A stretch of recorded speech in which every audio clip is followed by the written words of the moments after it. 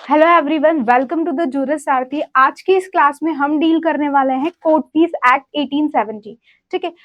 Court fees act 1870 start करने से पहले मैं आपको बता दूं कि अक्सर क्या होता है कि हमारा किसी से क्या कोर्ट सिर्फ गवाहों और सबूतों के बेसिस पे आप कोर्ट चले जाओगे, नहीं। इन्होंने एक सीधी सी बात बोल दी, अगर आपको न्याय की चौखट पर पैर रखना है तो कीमत तो देनी पड़ेगी। That is your court fees act. सीधी सी बात बोल दी कि अगर आपको न्याय की चौखट पर पैर रखना है तो यू हैव टू पे द कोर्ट फीस। ठीक है, ये है आपका कोर्ट फीस है। अब कोर्ट फीस एक्ट इन्होंने नाम बोल दिया कि हमारा जो एक्ट का नाम है ना वो क्या है, कोर्ट फीस एक्ट है। क्या नाम है? Court fees act. लेकिन आप बताओ, क्या कोर्ट फीस एक्ट का नाम कोर्ट फीस एक्ट है, इसका मतलब ये है कि ये सिर्फ कोर्ट्स पे ही एप्लीकेबल होगा? क्या ये सिर्फ कोर्ट्स पे ही एप्लीकेबल होगा? तो इन्होंने बोला नहीं। अगर हम बात करें इसके चैप्टर नंबर 3 की, ठीक है, जो इसका चैप्टर नंबर 3 है वो क्या बोल देता है, court fees for the public offices also and for the courts also. इसका अगर हम हेडर देखें आपके चैप्टर नंबर 3 का, तो उन्होंने बोला fees in the other courts and the public offices. इसका मतलब ये तो क्लियर हो गया कि जो हमारा कोर्ट फीस एक्ट है वो ये बोलता है कि कोर्ट फीस का मतलब ये बिल्कुल भी नहीं है कि सिर्फ जो कोर्ट में फीस लग रही है वो। इसका मतलब ये भी है कि अगर आप अदर पब्लिक ऑफिसेस में कोई फीस चार्जेबल है, that will also include in your court fees act. ठीक है। अब हम अगर कोर्ट फीस एक्ट स्टार्ट कर ले तो सबसे पहले हमें यह देखना है कि कोर्ट फीस एक्ट में आपने बोला कोर्ट की फीस, तो हम फीस किस तरीके से देंगे, किस तरीके से हम कोर्ट फीस को पे करेंगे। इन्होंने बोला कि कोर्ट फीस पे करने के दो तरीके हैं, by the means of electronic transfer और बाय द स्टैम्प ड्यूटी, जो भी आप पे करते हो।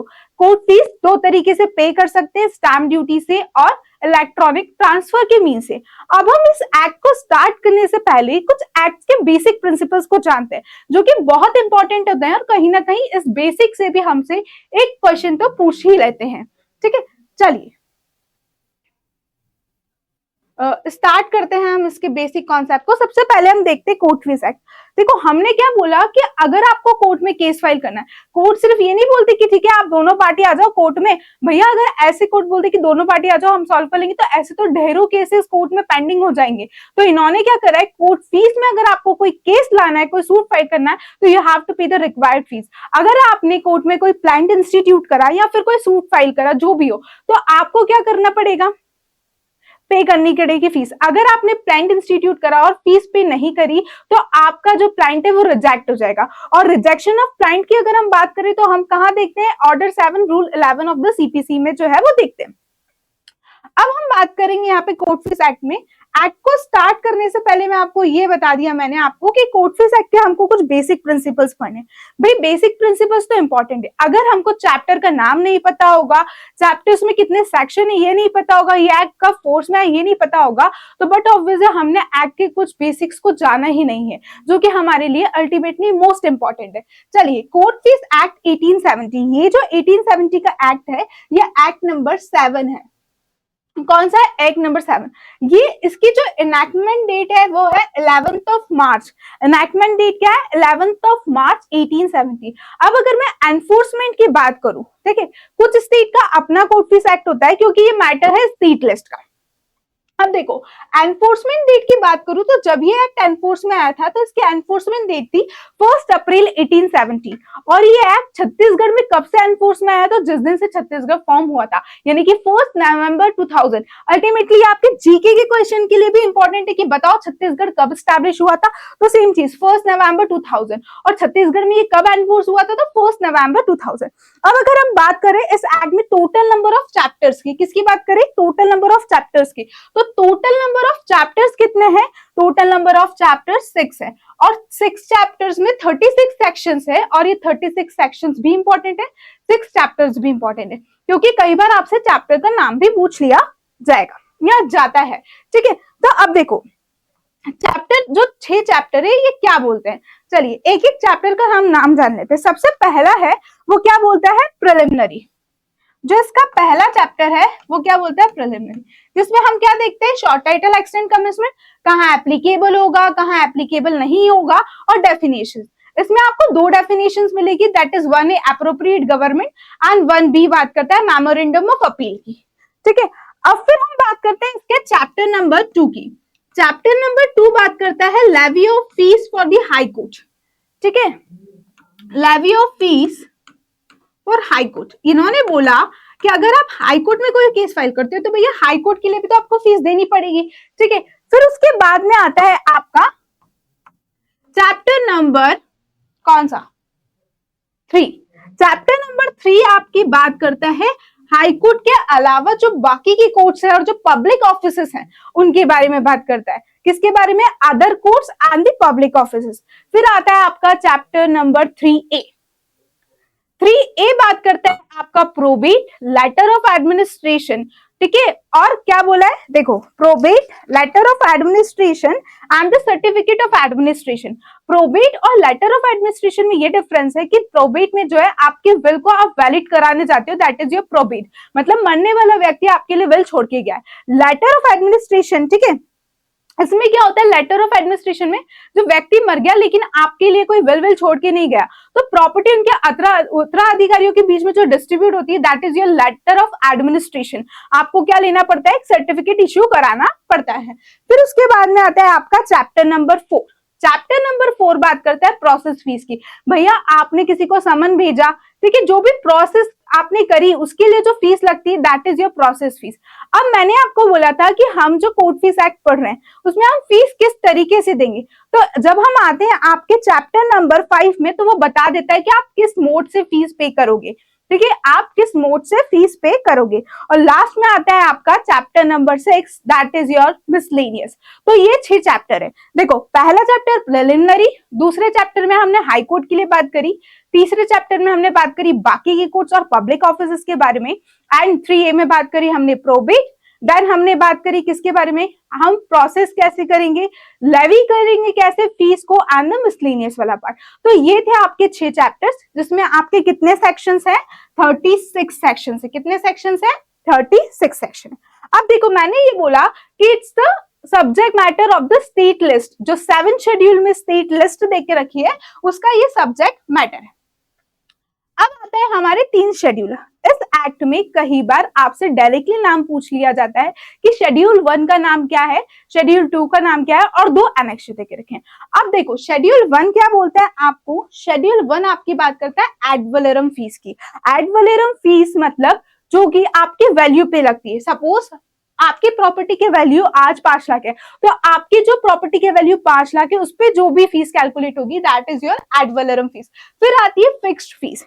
फिक्स्ड फीस जो भी आपके शेड्यूल में फिक्स करके रखा है कि इतनी फीस लगेगी, that is your fixed fees. और लास्ट में आपको ये बताता है फॉर्म्स ऑफ द वैल्यूएशन। तो ये कुछ बेसिक कॉन्सेप्ट्स है जहां से क्वेश्चन बन जाता है। ठीक है, अब हम स्टार्ट करेंगे कोर्ट फीस एक्ट को। देखो, कोर्ट फीस एक्ट, अब हमने बोला कि आपको अगर कोर्ट में जाना है तो आपको कोर्ट फीस तो पे करना पड़ेगी, लेकिन इसमें एग्जम्पशंस भी है। जब हम इसके सेक्शन 19 को बात करेंगे तो वो आपको एक एग्जम्पशन की लिस्ट दे देगा कि आपको इन मैटर्स में कोर्ट फीस पे करने की जरूरत नहीं है। तो आपसे डायरेक्टली क्वेश्चन पूछा जाता है कि बताओ एग्जम्पशंस कौन से सेक्शन में देके रखें। क्या एग्जम्पशन की एक लंबी लिस्ट आपको मिलेगी कि ये चीजें में आप जो है कोर्ट फीस देने के लिए बाध्य नहीं हो। अब आता है आपका कोर्ट फीस एक्ट। ठीक है, अगर हम कोर्ट फीस एक्ट के बारे में बात करें तो ये कोर्ट फीस एक्ट क्या बोलता है, देखो,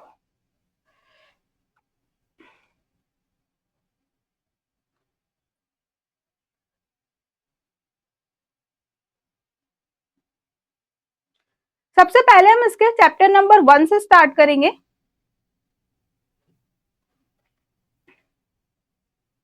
ठीक है,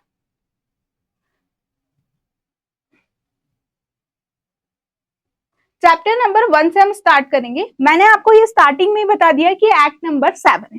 अब हम जब चैप्टर नंबर 1 पे आते हैं तो इसका चैप्टर नंबर 1 क्या है, प्रिलिमिनरी। क्या है, प्रिलिमिनरी।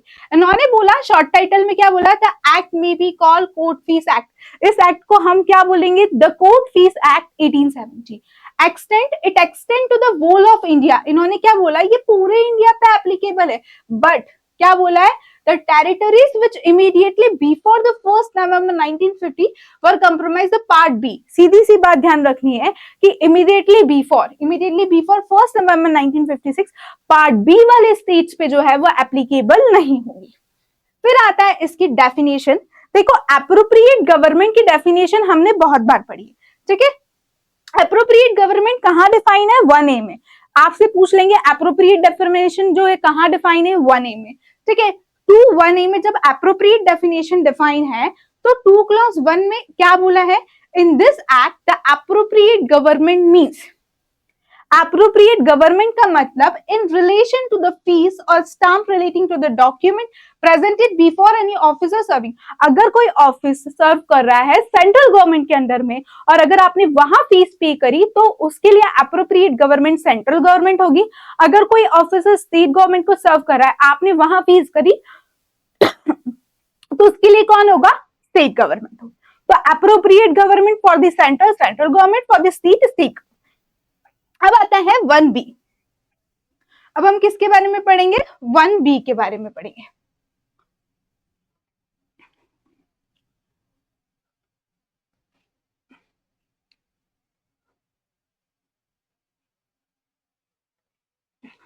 वन बी में आप इसको ध्यान रखेंगे कि 1B में क्या देके रखा है? मेमोरेंडम ऑफ अपील में क्या इंक्लूड होता है? Memorandum of cross objection. यहाँ है नहीं, पर memorandum of appeal includes the memorandum of cross objection. 2(1)B में आपको ये बोला है। अब मेमोरेंडम ऑफ क्रॉस ऑब्जेक्शन क्या होता है कि सपोज आपने कोई अपील फाइल करी है और आपकी अपील से सामने वाले का ऑब्जेक्ट है, तो आप क्या करते हो? ऑर्डर 41 रूल 22 ऑफ सीपीसी में क्रॉस ऑब्जेक्शन के लिए क्या करते हो? फाइल होते हो। That is memorandum of cross, memorandum of appeal includes the memorandum of cross objection. इसमें एक और चीज है, सूट इंक्लूड्स द अपील। अब आते हैं हम चैप्टर नंबर किस पे? चैप्टर नंबर 2 पे। किस पे आएंगे? चैप्टर नंबर 2 पे। अब चैप्टर नंबर 2 आपका क्या बोलता है? Fees in the high court of the small cause and the presidency town. इन्होंने बोला fees in the high court of the small cause and the presidency town. अब मैं आपसे बात करूं इसके बारे में, ठीक है, तो सेक्शन नंबर 3 क्या बोलता है? इसको एक फ्लो चार्ट से समझते हैं। सेक्शन नंबर 3 आपको बोलता है कि फीस लेवी होगी high court and the presidential small cause court. तो इन्होंने क्या बोला? सबसे पहले लेवी का मतलब होता है फीस लगाना। क्या होता है? फीस लगाना।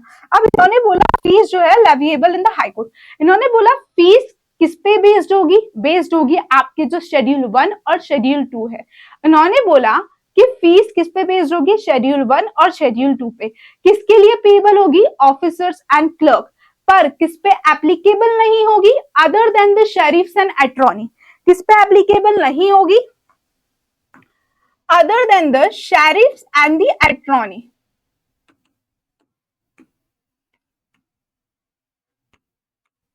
ठीक है, includes officers and clerks, not includes sheriffs and attorney.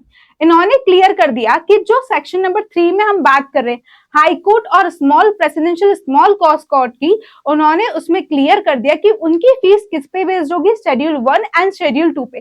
पर किस मैनर में होगी? तो वो जो मैनर आगे बताया है, दैट्स इट। हमको इतना ध्यान रखना है कि किस मैनर में फीस चार्जेबल होगी, वो मैनर में जो मैनर आगे बताया। लेकिन कुछ हाई कोर्ट्स पे ये चीज एप्लीकेबल नहीं होगी। और वो कौन सी हाई कोर्ट्स है? केरला, मैसूर एंड राजस्थान। कौन सी हाई कोर्ट्स है? Kerala, Mysore and Rajasthan. shall be collected in the manner hereinafter provided। उस मैनर में कलेक्टर होगी जो आगे मैनर जो है बताया गया है। तो हमको ये चीज तो क्लियर होगी कि लेवी ऑफ फीस, फीस किस पे लगाने की बात करें? हाई कोर्ट और स्मॉल कॉज के बारे में यहाँ पे बात हो रही है, ठीक है। उसमें भी इन्होंने बोल दिया कि ये हाई कोर्ट इंक्लूड नहीं होगी, ठीक है, ये चीजें इंक्लूड नहीं होगी। बेसिकली आपसे एग्जाम में जो चीज इंक्लूड नहीं होती है वहां से क्वेश्चन पूछ लिया जाता है। तो सीधी सी बात है, इसको हमने समझ लिया कि फीस किस पे बेस्ड होगी? शेड्यूल 1 शेड्यूल 2 पे। किसके लिए पेएबल होगी? ऑफिसर और क्लर्क पे। क्या इंक्लूड नहीं होगा? Sheriff and attorney. और किस मैनर में कलेक्ट होगी? जो मैनर आगे बताया गया है। इधर भी सेम, प्रेसिडेंशियल स्मॉल कॉज के लिए भी क्या बोला है? उनके ऑफिसर्स के लिए भी क्या बोला है? फीस जो भी तय होगी, जो भी मैनर आगे बताया है उसकी तरह। क्लियर है सेक्शन नंबर 3? बस इतनी सी बात करते हैं आपका सेक्शन नंबर 3। अब हम बात करेंगे इसके सेक्शन नंबर 4 के बारे में। सेक्शन नंबर 4 जो है वो क्या बोलता है?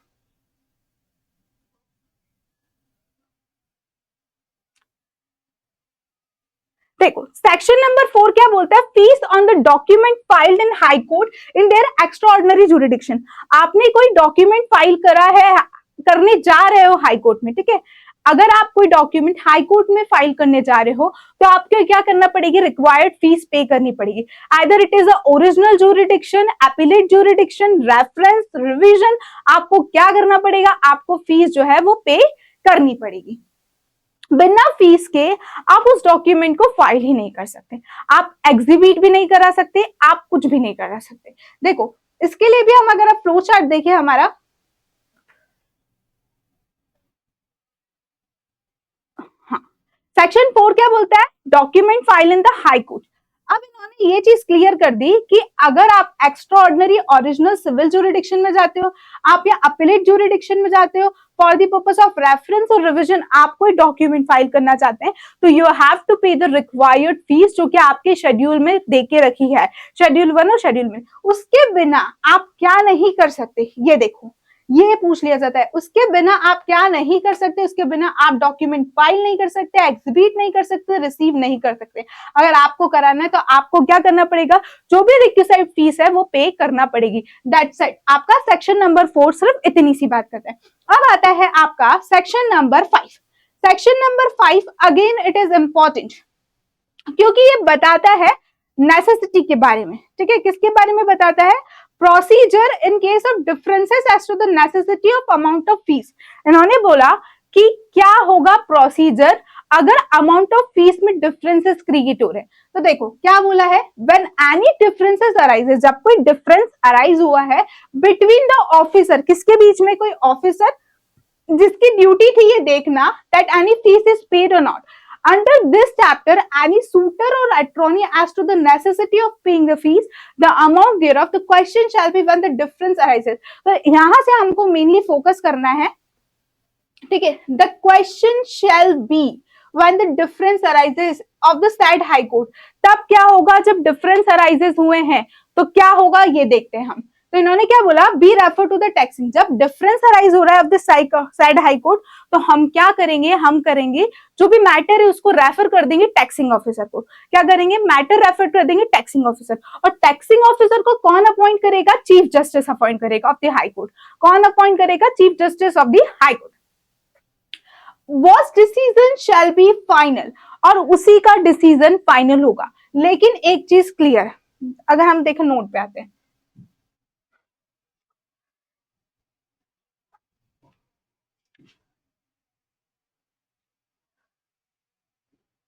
देखो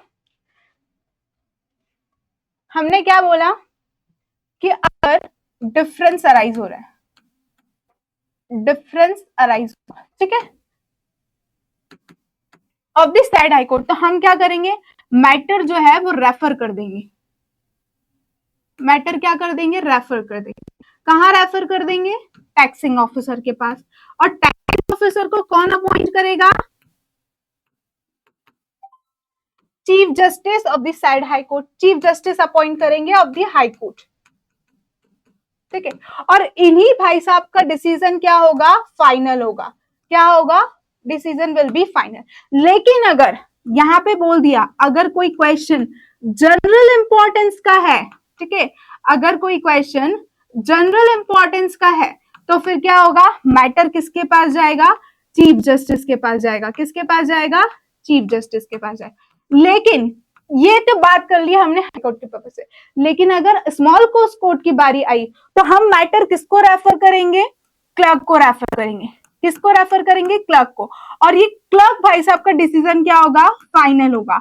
लेकिन अगेन मैटर किसका है, जनरल इंपॉर्टेंस का है, तो हम किसके पास जाएंगे, फर्स्ट जज of the court, chief justice. यहां पे एक और चीज रखना, और जज, अदर जज जो भी उन्होंने प्रिस्क्राइब करा है, ठीक है, चीफ जस्टिस ऑफ दी और दी अदर जज। और यहाँ पे अगर जनरल इंपॉर्टेंस का है तो हमने क्या बोला, फर्स्ट जज। किसके बारे में बात करी हमने, फर्स्ट जज ऑफ द कोर्ट, फर्स्ट जज of the court. Section number 5 ने क्लियर बोल दिया अगर नेसेसिटीज डिफरेंसेस अराइज होते हैं तो हमको क्या करना है, मैटर रेफर कर देना है टैक्सिंग ऑफिसर को और टैक्सिंग ऑफिसर का डिसीजन फाइनल होगा। लेकिन अगर जनरल इंपॉर्टेंस का है तो चीफ जस्टिस या फिर कोई अदर जज जो है, ठीक है। लेकिन अगर मैटर स्मॉल कॉज कोर्ट का है तो हम किसको रेफर कर देंगे, क्लर्क को, क्लर्क का डिसीजन फाइनल होगा। लेकिन अगर जनरल इंपॉर्टेंस का है तो फर्स्ट जज ऑफ द कोर्ट किसके पास जाएगा, फर्स्ट जज ऑफ द कोर्ट। ये था आपका सेक्शन नंबर 5। ये क्या था आपका सेक्शन नंबर 5। तो हमने क्या कवर करा बताओ, हमने क्या करा, हमने चैप्टर नंबर 1 कवर करा एंड चैप्टर नंबर 2 कवर करा। चैप्टर नंबर 1 और चैप्टर नंबर 2 कवर करने के बाद चैप्टर नंबर 3 आता है जो कि हम नेक्स्ट क्लास में डील करेंगे।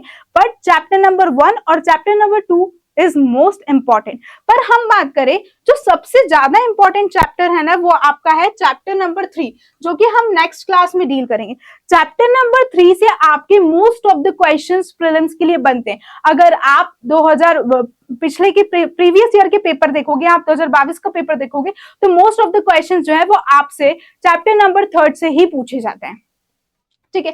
तो हमने आज क्या डील करा, एक रिकैप करते हैं। हमने चैप्टर नंबर 1 पढ़ा, दैट इज योर प्रिलिमिनरी। फिर हमने चैप्टर नंबर 2 पढ़ा जिसमें हमने 3 सेक्शन पढ़े। हाई कोर्ट के लिए फीस क्या होगी, अगर हाई कोर्ट में कोई डॉक्यूमेंट फाइल करा तो क्या होगा, अगर नेसेसिटी डिफरेंसेस अराइज हो रहे हैं तो क्या होगा। हमने चैप्टर नंबर 1 और चैप्टर नंबर 2 में ये सारी चीजें कवर करी और हमने देखा कि टैक्सिंग ऑफिसर, चीफ जस्टिस, आपसे क्वेश्चन यही पूछ लिया जाता है अगर डिफरेंसेस अराइज होंगे तो किसका डिसीजन फाइनल होगा, बट अगर जनरल इंपॉर्टेंस है तो किसका डिसीजन फाइनल होगा। इन द नेक्स्ट क्लास हम क्या करेंगे, अदर कोर्ट्स और पब्लिक ऑफिसेस के बारे में बात करेंगे। Thank you for today's class.